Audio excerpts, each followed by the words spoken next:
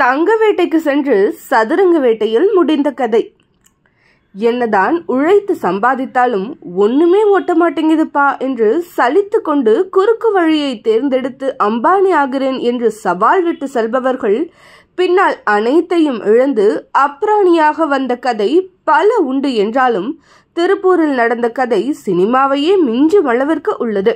திருப்பூர் பல்லடம் சாலை குப்பான்பாளையத்தை சேர்ந்த சக்திவேல் ஸ்ருதி தம்பதியினர் மளிகை வியாபாரம் செய்து அப்பகுதியில் வசித்து வருகின்றனர்.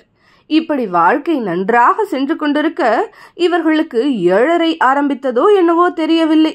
ரவி என்ற நபர் அறிமுகமாகி இருக்கிறார். இவரது மனைவி பெயர் துர்கா. ஆந்திராவை சேர்ந்தவர்கள். இவர்கள் மளிகை கடை நடத்தி வரும் சக்திவேல் ஸ்ருதி தம்பதியினரிடம் திடீரென நெருக்கம் காட்டி ஒட்டி உறவாடி அவர்கள் குடும்பத்தில் ஐக்கியமாகி விடுகின்றனர். அப்புறம் என்ன, தங்கள் வேலையை காட்ட தொடங்கிவிட்டனர்.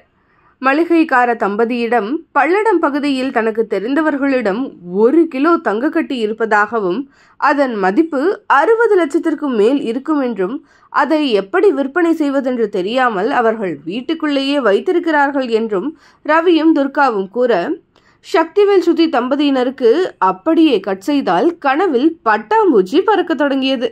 சரி, எப்படியாவது அந்த தங்கத்தை அடித்து பிடித்து குறைந்த விலைக்கு வாங்கி அதிக லாபம் பார்க்கலாம் என்று தம்பதியினர் முடிவு செய்தனர். அவர்களின் முடிவை தெரிந்து கொண்ட ரவியும் துர்காவும் அப்பா சிக்கிட்டாங்க என்று நினைத்து கொண்டே அவர்களை பல்லடம் பகுதியில் குடியிருக்கும் அந்த ஆந்திர மாநில தம்பதியினரான முனுசாமி மற்றும் அவரது மனைவி குமாரி வீட்டிற்கு அழைத்து சென்றார்கள்.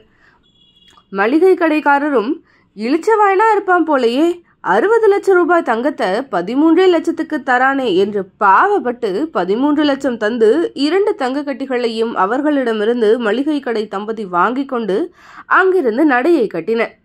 இதனை வீட்டுக்கு வந்து பரிசோதனை செய்து பார்த்தபோது நிஜமான தங்கம் கிடையாது என்பதும் தங்கமுலாம் பூசப்பட்ட பித்தளை என்பதும் தெரிய வந்தது. உடனே ஆந்திர தம்பதிகளை தேடி அவர்கள் வீட்டுக்கு சென்றபோது அவர்கள் வீட்டின் பூட்டு இவர்களை அன்புடன் வரவேற்றதை கண்டு அதிர்ச்சி அடைந்தனர். இறுதியில் ரவி, துர்கா மற்றும் முனுசாமி, குமாரி ஆகிய 2 ஜோடிகளையும் போலீசார் கைது செய்தார்கள். அவர்களிடமிருந்து 6 கிலோ போலி தங்க கட்டிகளையும் போலீசார் பறிமுதல் செய்தனர்.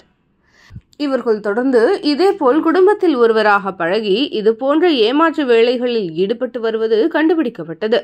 காந்த படுக்கை மோசடி, மண்ணுள்ளி பாம்பு, சமீபத்திய ஆருத்ரா கோல்டு என எத்தனை முறை ஏமாற்றப்பட்டாலும் மக்கள் தங்கள் பேராசையால் ஏமாறிக்கொண்டே இருப்பது தொடர்கதையாகவே உள்ளது.